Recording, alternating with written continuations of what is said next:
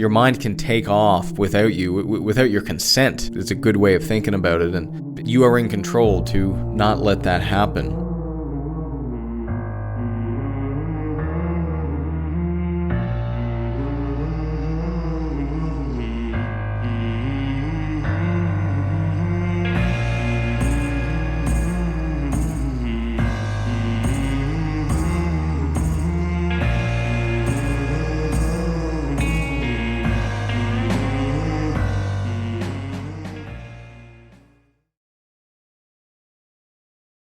You may have heard of imposter syndrome.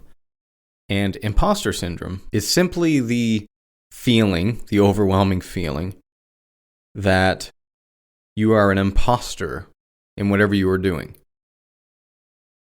And people get this all the time. People get this when they take on a new role in work. People get this when they're in a relationship with someone they really like and it's new and they're not quite sure if they're worthy.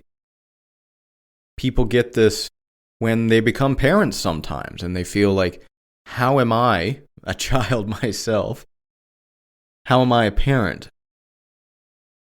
And what happens in these times for a lot of people is they find themselves at night dwelling, tossing, turning, just thinking, having restless nights, you could say. And I have certainly had my fair share of sleepless nights. But they tend to go away after a while. And it's really cool. I would encourage you to take a moment and look back in your life over the last even 5 years and try and think of a time where you did have a bit of imposter syndrome or where you were restless, where you were up, you were worried about things, you had a lot on your mind. Maybe you were biting off a bit more than you can chew. Think back at those moments, and maybe you're in one of those moments now, but think back on a previous one and try and like map that to today where maybe that very thing, it doesn't even bother you anymore. And that's really cool. Don't take for granted how tough, strong, and resilient human beings are because we can carry such a big load. I remember every intimidating job I took on, any challenge I took on, I remember how heavy it felt. I remember struggling under the weight. I remember picking up weight and my knees shaking. I still have that feeling when I take on new challenges and sometimes even current challenges, my knees wave a little bit. But I remember those times. And what happens to human beings, yes, the physical body, the mind, but the spirit, like the stoic soul, what happens is you become stronger. And when I say the stoic soul, I mean your character. And so let's bring this right down to earth. Let's bring it to the ground. When you take on big roles, when you take on load, in the form of becoming a new parent, in the form of taking on a new role at work, in the form of moving out from your parents' house and building your own home, renting your first apartment, buying your first car. When you do these things, and you have these steps in your life where you take a leap. We can't always walk forward. Sometimes we have to take a leap. Yeah, we're going to struggle under it. Yeah, it's going to be a challenge. Yes, we're going to be unsure sometimes if we can actually get through it. But with experience, what you'll find throughout your life is that if you hold the weight long enough, and you give yourself enough rest in between to recover, you actually become stronger.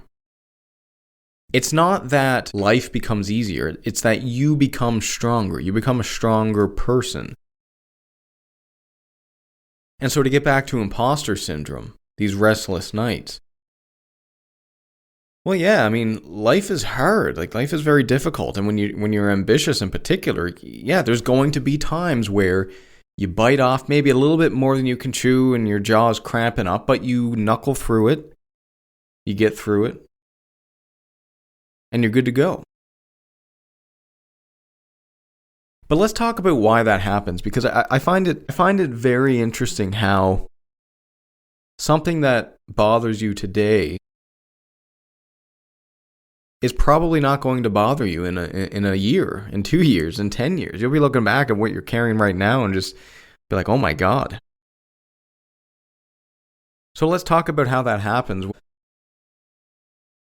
As you go through your day, you're accumulating challenges. You're taking them on, you're winning some, you're losing some, but you're carrying weight. You got all these stressors in your life. And if you don't have enough time throughout the day to process it, I mentioned rest earlier and making sure that you have enough rest. If you don't have enough time to actually process it, what happens is your mind accumulates all that because it can't deal with it in the moment. And then it deals with it later at night when you're sleeping or when you're trying to sleep. So you might have 10 things you have to deal with in a day, and maybe 5 of them you actually have the capacity to deal with them properly at that time. So then there's 5 left, and your mind is still trying to figure out how to fix that, but it hasn't had space to do it, and so it chooses to do that late at night. Hence the Stoic warrior's restless night. Hey there. Let me thank you for being a listener to this ad-free podcast. If you enjoy the podcast, there are a few things you can do to help me out. A 5-star review on Spotify or wherever you're listening to this really does help, and it's free. You can also sign up for my Substack newsletter or Patreon. Substack free gets each episode emailed to you along with the transcripts in the form of an article.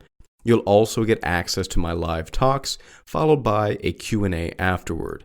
Substack Premium supporters and my patrons on Patreon get access to the recordings and a brief article of those Q&A sessions, access to full episodes of the Paradoxically Speaking podcast, my Steps to Success interview series, Stoic meditations, and much more. Links to Substack and Patreon can be found in the show notes.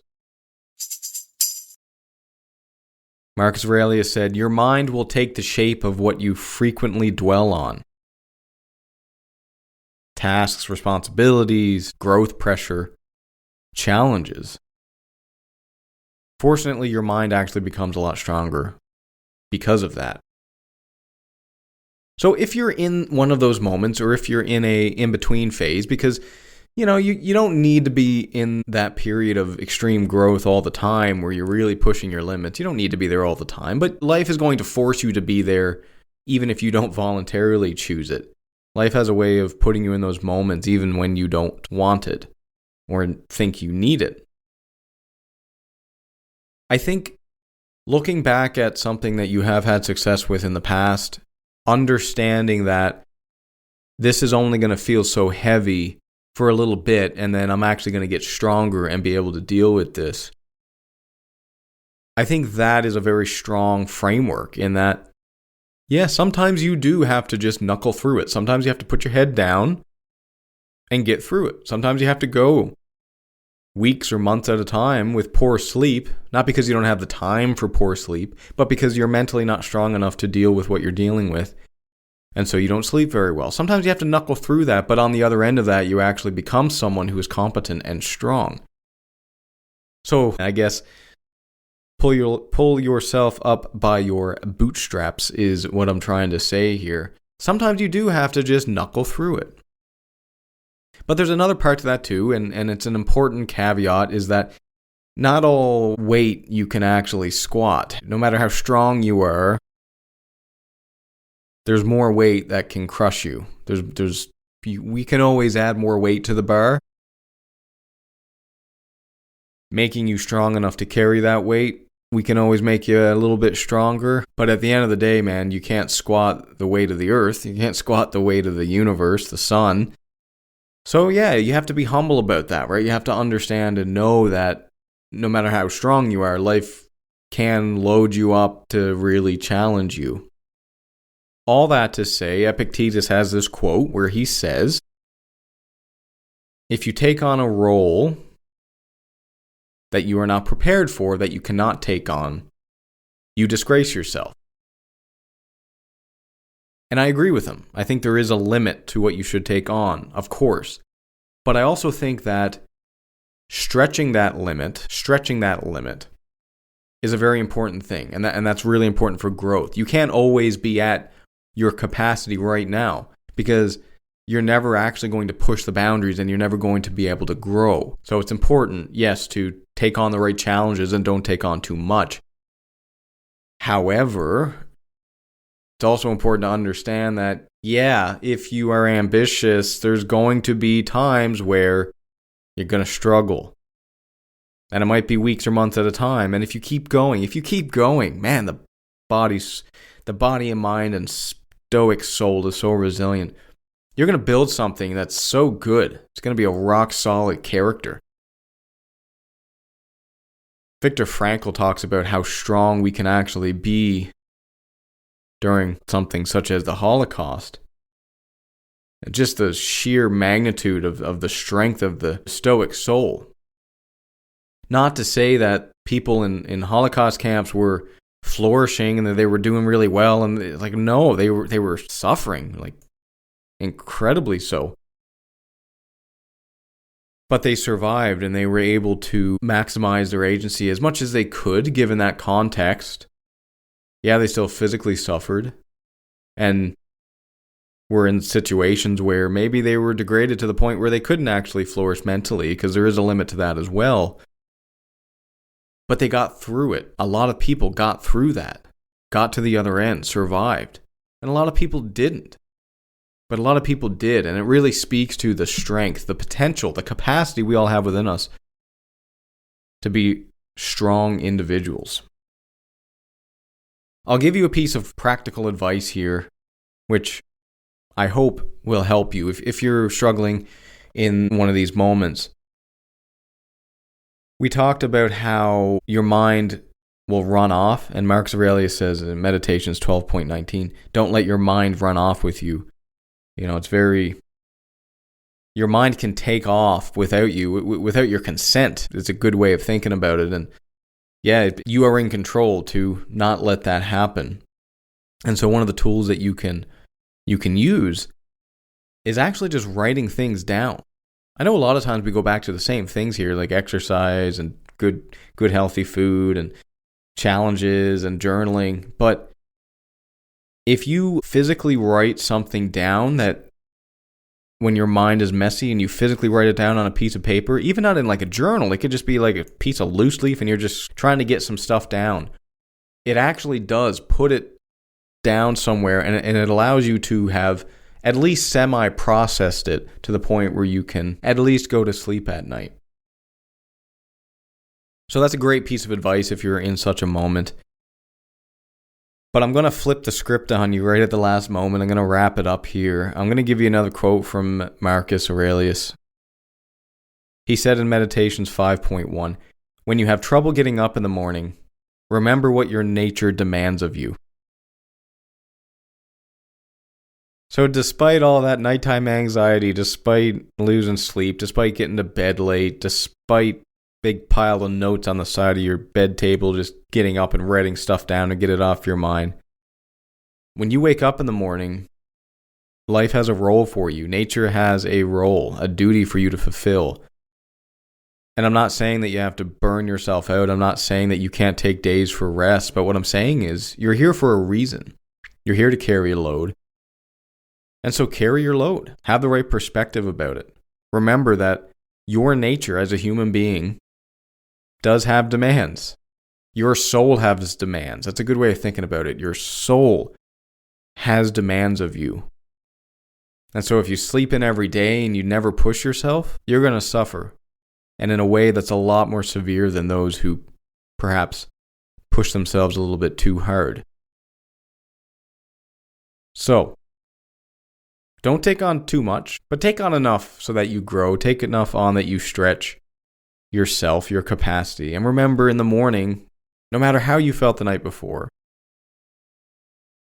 I have a duty to fulfill. You have a duty to yourself to rest, but you have a duty to the world to show up, to help, to carry a load, to be strong. And so do it.